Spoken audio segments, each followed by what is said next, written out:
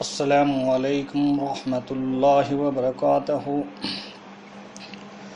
اللہم صلی علی محمد وعلی آل محمد کما صلیت علی ابراہیم وعلی آل ابراہیم انک حمید مجید۔ اللہم بارک علی محمد وعلی آل محمد کما بارکت علی ابراہیم وعلی آل ابراہیم انک حمید مجید۔ میرے عزیزوں، میرے دوستوں، میرے نوجوانوں ساتھیوں، میرا تعلق ابنو سے ہے۔ ابنو یعنی اللہ کا بندہ، نبی کا امتی۔ میں نے حدیثیں دیکھتا ہوں اور زیادہ تر بیان سنتا ہوں اللہ والوں کے بیان۔ جہاں تک کا تعلق ہے جہاد سے، کچھ لوگوں نے جہاد کو اسلام کے نام سے جوڑ دیا جا رہا ہے۔ کچھ تنظیمیں ہیں جو ہم نیوز چینلز پہ، کہیں چینلوں پہ وغیرہ وغیرہ دیکھتے ہیں، جیسا کہ سوشل میڈیا ہے، اس چیز پر دیکھتے ہیں اسلام ایسا نہیں ہے۔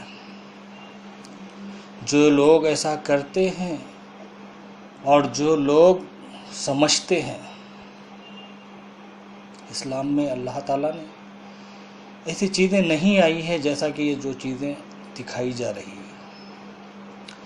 شاید ان لوگوں کی کیا وجوہات ہے، کیا چیز ہے، اللہ ہی جانے، ان لوگ ہی جانے جو یہ لوگ اس حرکت پہ آتے ہیں۔ کسی کی کچھ جنگ ہوئی ہو، کسی کا کچھ بدلہ ہو سکتا ہے، کسی کی گوریلا جنگ ہے، جیسا کہ ہمارے ہندوستان میں بھی گوریلا جنگ ہوئی تھی، اور بھی کئی ممالکوں میں بھی ہوئے تھے جنگیں۔ شاید یہ کوئی ایسی جنگ ہے، ہم کو یہ سمجھ کے باہر ہے، لیکن ہمارا صرف اور صرف مقصد جو جہاد کو اسلام سے جوڑا جا رہا ہے، بس اسی کے تعلق سے میرا کچھ تنظیموں سے سوال ہے، اور میرا سوال کچھ میڈیا سے بھی ہے۔ میرے عزیزوں، میرے دوستوں، میرا سوال یہ ہے، کیا ان لوگوں کو حضرت ابو بکر صدیق رضی اللہ تعالی عنہ جو تکلیف اٹھائے ہیں، ان سے بھی زیادہ ان لوگ کو تکلیف آئی ہے؟ کیا ان لوگوں کو حضرت عمر فاروق رضی اللہ تعالی عنہ جو تکلیف اٹھائے ہیں ان سے بھی زیادہ تکلیف آئی ہے؟ کیا ان لوگوں کو حضرت عثمان غنی رضی اللہ تعالی عنہ جو تکلیف اٹھائے ہیں ان سے بھی زیادہ تکلیف آئی ہے؟ کیا ان لوگوں کو حضرت علی رضی اللہ تعالی عنہ جو تکلیف اٹھائے ہیں ان سے بھی زیادہ تکلیف آئی ہے؟ کیا ان لوگوں کو صحابہ، شہداء سے، ولی اللہ سے، جو لوگ دنیا میں جو تکلیفیں اٹھائی ہیں اس اسلام کے لیے، کیا ان سے بھی زیادہ اس وقت آپ لوگ کو تکلیف آئی ہے؟ میرے بھائیوں اور میرے دوستوں، اب بتاؤ، اب آپ بتائیے۔ ہمارے آقا مدنی کریم صلی اللہ تعالی علیہ وسلم ہر وقت آپ کی زبان پہ امتی امتی، اسلام اسلام رہتا۔ کیا کیا تکلیفیں آپ نے اٹھائی ہے، کیا کیا تکلیفیں، جس کا ذکر آتا ہے حدیثوں سے آتا ہے، جس کا ذکر آپ کے دندان مبارک شہید ہو گئے، آپ کو پتھر برسائے، آپ کا جسم مبارک خون سے لہولہان ہو گیا، آسمان سے فرشتے اتر گئے۔ اے اللہ کے رسول صلی اللہ علیہ وسلم، آپ کہہ دیجئے ان کافروں کو دو پہاڑوں کے بیچ میں پیس دیا جائے گا۔ آپ نے منع فرما دیا، آپ نے نہیں فرمایا، آپ نے منع کر دیا۔ آپ نے یہ فرمایا شاید ان لوگوں میں سے کوئی نہ کوئی میرا امتی بنے گا، امتی بن کر آئے گا۔ آپ نے بدعا نہیں دی، آپ نے دعا دی، اللہم اغفر لی، اے اللہ مغفرت فرما دیجئے، اے اللہ مغفرت فرما دیجئے، رحمت فرما دیجئے، رحم کر دیجئے ان لوگوں پر۔ یہ چیز آپ کے پاس ایمان کے لیے تھی. یہ دعائیں کرتے تھے. اللہ کے رسول صلی اللہ علیہ وسلم جتنی بھی تکلیفیں آتی تھی دعائیں میں ہو جاتے تھے. میرے ساتھیوں، میرے دوستوں، میرے نوجوانوں، ایک عالم دین کا بیان سنا تھا میں. ایک حدیث پاک میں آیا ہے، ایک اللہ والے نے فرمایا ہے، ایک جنگ ہوئی، جس جنگ میں ایک لڑکی کافرہ گرفتار ہو گئی. صحابیوں نے عرض کیا، یا رسول اللہ، ہمارے جنگ میں ایک لڑکی کافرہ گرفتار ہو کر آئی. آپ غور کریے اس بات پر. آپ نے یہ نہیں فرمایا جاؤ اس کا بدلہ لے لو. آپ نے یہ نہیں فرمایا جاؤ اس کو بے عزتی کر دو. آپ نے یہ نہیں فرمایا جاؤ اس کو کاٹ دو. آپ نے یہ نہیں فرمایا جاؤ اس کو زندہ جلا دو. میرے آقا مدنی کریم صلی اللہ تعالی علیہ وسلم نے یہ فرمایا، جاؤ اس کو پوچھو وہ کیا چاہتی ہے. پھر صحابی چلے گئے پوچھنے کے لیے، اے لڑکی تو کیا چاہتی ہے؟ لڑکی نے کہا، بس مجھ کو میرے گھر چھوڑ دو، بس مجھ کو میرے گھر چھوڑ دو، میں گھر جانا چاہتی ہوں. پھر صحابی آئے آپ صلی اللہ تعالی علیہ وآلہ وسلم کے پاس، یا رسول اللہ، وہ لڑکی چاہتی ہے اس کو اپنے گھر جانا، بس وہ گھر چھوڑنے کی بات کرتی ہے، گھر چھوڑ دو. آپ نے حکم دے دیا ایک صحابی کو، جاؤ. آپ نے حکم دے دیا ایک صحابی، جاؤ اس کو اس کے گھر چھوڑ دو. اب بتاؤ ہمارا اسلام کیا بتا رہا ہے؟ ہمارے آقا محمد صلی اللہ تعالی علیہ وسلم کس راستے پر آئے تھے، کس راستے پر چلنے کے لیے کہے تھے؟